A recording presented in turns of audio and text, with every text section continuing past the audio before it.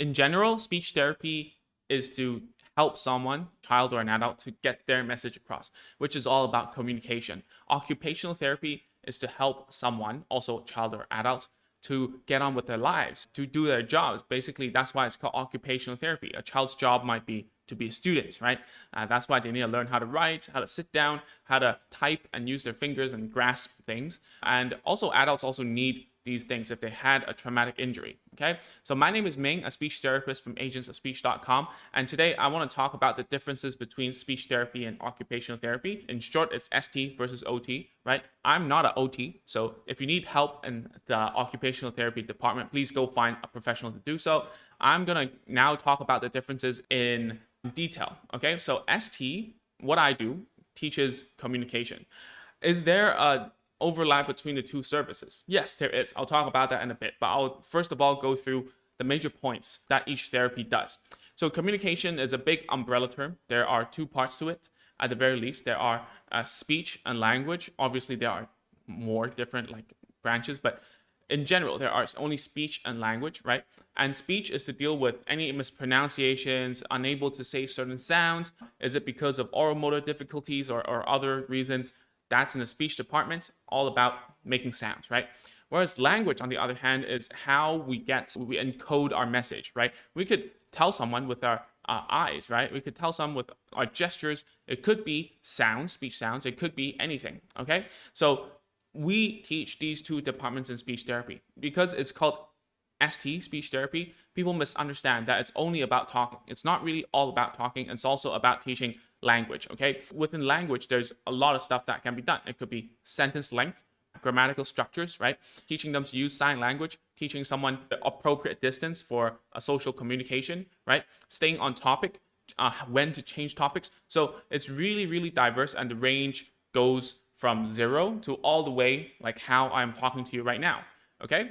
So that's speech therapy.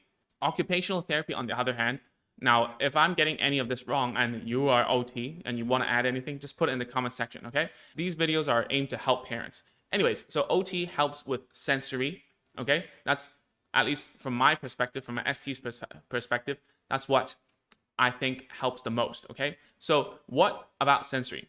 Children with sensory processing disorder, a diagnosis that like often overlaps with autism, okay? Or like speech related disorders, because when we lose the sensory in our mouths or it's not balanced, it's difficult to move our mouths to make the sounds we want, okay? Children with sensory processing disorders have either over or under stimulated sensory, okay? What does that mean? So before I lose you, okay, when a child is overstimulated, that means they're trying to avoid sensory. So when you're trying to touch your child on the mouth or on the face or on the shoulders, they try to avoid it.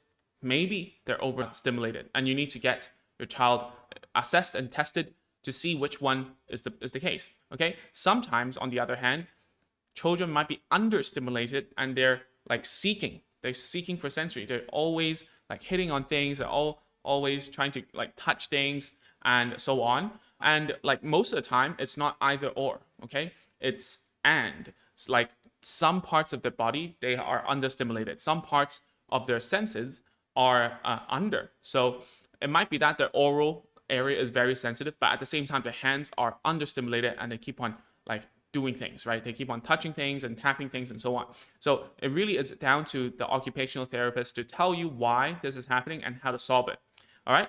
So OT helps normalize sensory disorders so that they can function better. And that's why when I see a child, if I'm working with an OT, hopefully, if we're in the same center or in the same setting or at someone's house or at my place, the parents should ask the OT to do a session first before coming to me so that they're more ready in terms of sensory, okay? The behavior will be a lot more mild. It's a lot easier to get them to do things. So I would strongly suggest you look into some of the OT techniques to like regulate sensory so that you can teach them and it's easier for you, okay? There are other things that I think will overlap with speech therapy, okay? The first one is fine motor, okay? Fine motor skills, if your child cannot write and he or she is holding the pen like this with a fist and going like that, you know, chances are you need to see an OT for a child and they will teach them the correct way to write, yeah? So Fine motor is something that us speech therapists will do, and also ABA therapists will do, but not in the way that OT will do. For us, fine motor just means imitation of actions that are not gross, meaning it's not like this, or like tapping the table, or clapping your hands. Fine motor is more like touching your nose, like rubbing something, so on and so forth. It's just to increase the quality of imitation skills. We're not targeting the actual fine motor skills. Whereas the OT would teach fine motor skills such as like painting, drawing, grasping things, right, with different ways of grips and so on. I'm not entirely sure like what they do. Okay. And what they do is they break down the skill to like small pieces and teach the child step by step.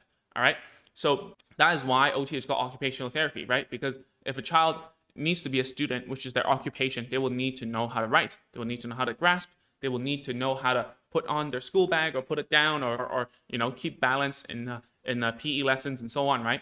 Okay, the other things that occupational therapists teach is cognitive tasks, which overlaps a lot with like ABA stuff and also with speech therapy stuff. So ABA, if you don't know, you can go to YouTube and type, what is ABA therapy? It's applied behavioral analysis. It's a therapy that is for autistic children. Okay, so what cognitive tasks are there and how does it overlap? So usually for us speech therapists, we don't really put our focus there, but we do matching and different like matching and also categorization and stuff. And that's because it builds up the content, the language content, their language skills in that way. Okay, we're just teaching the concepts there. All right. Whereas OT, their main focus is about the cognition, right? And us is like building up language. So it's a little bit different. They are interconnected, obviously, but our focuses are different and why we do it is different. All right. Okay. So the other thing that we might clash is feeding. Okay. So OT will do some feeding, will do some swallowing. In fact, dysphagia is the name for that thing.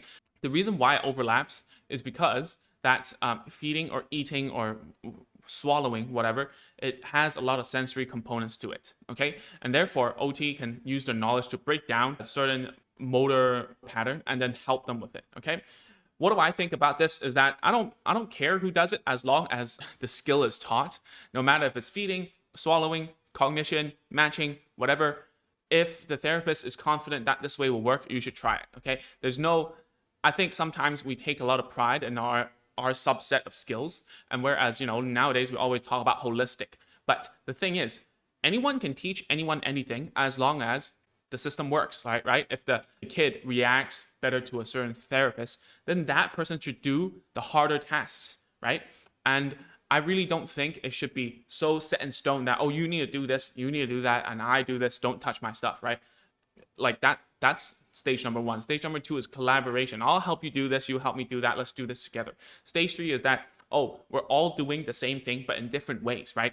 And so I think at the end of the day, is it ST, OT? Do you choose one or choose all? Obviously, the answer is to get as much help as you can. I would say that, if you can and if you're willing and you're able to, you should get both types of therapy for your child, especially if they're on the spectrum.